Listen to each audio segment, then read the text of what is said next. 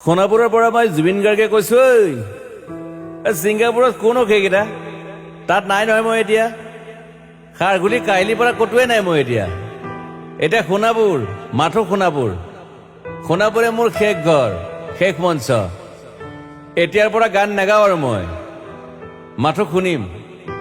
Specially মই night super কেইখনক কৈছো, উজনিলৈ অহা যোৱা কৰোঁতে সোণাপুৰৰ এই ঠাইখিনিতে মায়াবিনীটো ডাঙৰকৈ বজাবি।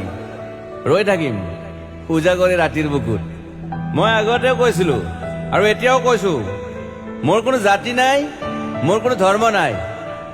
সৰু সজাত দেখুৱাই দিলো কোন হনে তাত ব্ৰাহ্মণ, কলিতা, আলী, ৰহমান, ডেকা, বড়ো, ৰাভা, পূজাৰী আৰু এইটো কি কয় নমাজ পঢ়াই যে মৌলবীও আহিছে সৰু সজালৈ। I love people, I love man. সেইবাবে মুখ্যমন্ত্ৰী হিমন্ত দাকো কৈছো, মই বিৰোধী দলকো কৈছো, লুৰি নকিল সকলোকে কৈছো, পলিটিক্স নকৰিবা বন্ধু। মই সৰু সজাইৰ মানুহৰ অসমখন বিচাৰিছিলো। চাই থাকিম সোণাপুৰৰ পৰা। খেলি মেলি হলে কষ্ট পাম, উভতিও আহিব নোৱাৰিম। যোৰহাটৰ মানুহখিনিয়ে কষ্ট পাইছে বুলি শুনিছো। মোৰো যাবৰ মন আছিল। প্ৰিয় ঠাই, দেউতাৰ ঠাই। উপায় নাই, পলম হলে শৰীৰটো কষ্ট পায়। বাকী গৰিমা আৰু দেউতাই গুৱাহাটীতে থকাটো বিচাৰিলে। একো নাই, গুৱাহাটীলৈ আহিলে মাত দি যাব। সোণাপুৰতে থাকিম। আৰু এটা কথা, যোৰহাটত প্ৰতিমূৰ্তি এটা হ'ব বুলি শুনিছো। গুচি যাম কেতিয়াবা। কেণ্টাক আকৌ খাতিৰ নকৰো। মায়াবিনী ৰাতি ধুমুহাৰ খতে। মাজুলীবাসীয়ে দুখ নকৰিব দেই। মনত পৰিলে গাই দিব মাজুলীৰ এজনী ছোৱালী। নিমাতী ঘাটলৈ যাব নোৱাৰিম আৰু। একো নাই, মোক প্ৰতিটো বসন্ততে পাব অসমবাসীয়ে। শৰতত গাইছো, বহাগত গাইছো, ৰ'দত গাইছো, বৰষুণত গাইছো।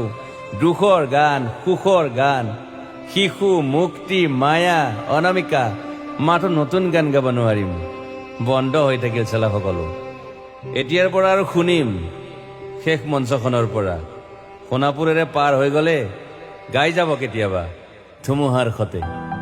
মাজতে সাঁথৰ এটা কওঁ, ছিংগাপুৰত মহন্তদাই কোৱা মতে নৰ্থ ইষ্ট ফেষ্টিভেল আছিল।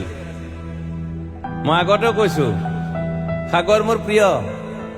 সিদ্ধাৰ্থ, শেখৰ, মই একেলগে সাগৰ গলো। পিছত গম পালো খেন্থা মই মৰি থাকিলো বোলে। বাকী নাজানো ক'ত কি হ'ল। শেখৰো নাই, সিদ্ধাৰ্থো নাই। অকলে অকলে কফিন এটাত দিল্লী হৈ সৰু সজাই পালো। বাট আই লাইক পিচ। মই শান্তি বিচাৰো। বৰ কম সময় পালো। মন আছিল কিবা এটা কৰিবলৈ। উশাহটোৱে বন্ধ হৈ থাকিল সাগৰত। বাকী মোৰ দুখৰ মানুহজনী চিনি পাই নাই আপোনালোকে? য়েছ, গৰিমাৰ কথাকে কৈছো। মই নাথাকিলেও তাইৰ আৰু দেউতাৰ খবৰ ল'ব আপোনালোকে। মই নাথাকিলেও বিহু হ'ব লাগিব অসমত। চিধা কথা। আকৌ কৈছো, মই সোণাপুৰতে থাকিম এতিয়া। মোৰ সমাধিৰ ওচৰৰে গলে গাই যাব সকলোৱে মায়াবিনী ৰাতিৰ বুকুত।